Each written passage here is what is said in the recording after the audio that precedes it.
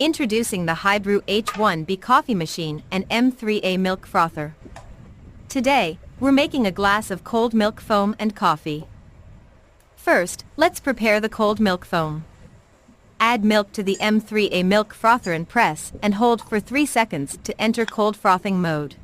Now, let's move to the H1B coffee machine.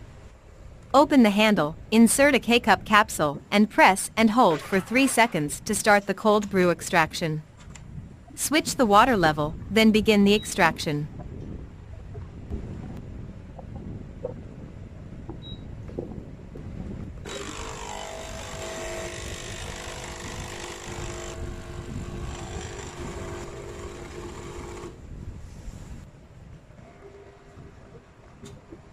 And there you have it, a fresh, chilled drink ready to enjoy.